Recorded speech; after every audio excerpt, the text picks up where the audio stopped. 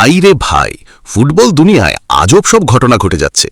একদিকে দেখি Kylian Mbappe 2 গোল দিল, হাল্যান্ড 2 গোল দিল, কেন 2 গোল দিল, আর লিওনেল মেসি তো হ্যাট্রিক করে বাসায় ফিরল। সোশ্যাল মিডিয়ায় সবাই উল্লাস করছে, কিন্তু ভাই, আমাদের গোট ক্রিস্টিয়ানো রোনাল্ডো, তিনি সম্পূর্ণ অন্য লেভেলের প্ল্যান নিয়ে মাঠে নামছেন।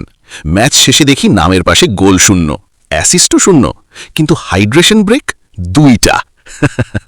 একজন দর্শক বলল, ভাই, রোনাল্ডো গোল দিল না কেন?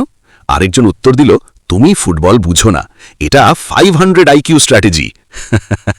এমবাপ্পে গোল দেয়, মানুষ একদিন মনে রাখে। হাল্যান্ড গোল দেয়, মানুষ 1 সপ্তাহ মনে রাখে। মেসি হ্যাট্রিক করলে মানুষ 1 মাস আলোচনা করে। কিন্তু রোনাল্ডো যদি মাঠে 90 মিনিট হাঁটে, মানুষ 6 মাস ধরে বিতর্ক করে। এই হলো ব্র্যান্ড ভ্যালু।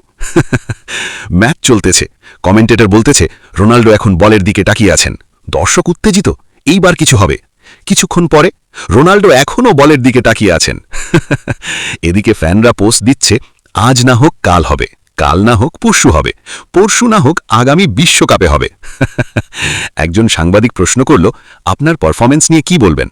ফ্যান উত্তর দিল, বস গোলের জন্য খেলেন না, বস মোটিভেশনের জন্য খেলেন। আরেকজন বলল, 2টা হাইড্রেশন ব্রেক কেন?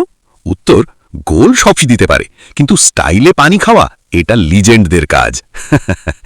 শেষে সব রোনাল্ডো ভক্ত একসাথে বলছে, চিন্তা করিস না, সামনের ম্যাচে কামব্যাক হবে। এই ডায়লগটা তারা 2018 থেকে বলে আসছে এবং 2030 সালেও বলবে। ফুটবল মানেই মজা, ফুটবল মানেই তর্ক।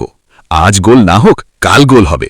আর যদি গোল নাও হয়, তাহলে অন্তত আরেকটা হাইড্রেশন ব্রেক তো থাকবেই। ধন্যবাদ ভাইরে ভাই।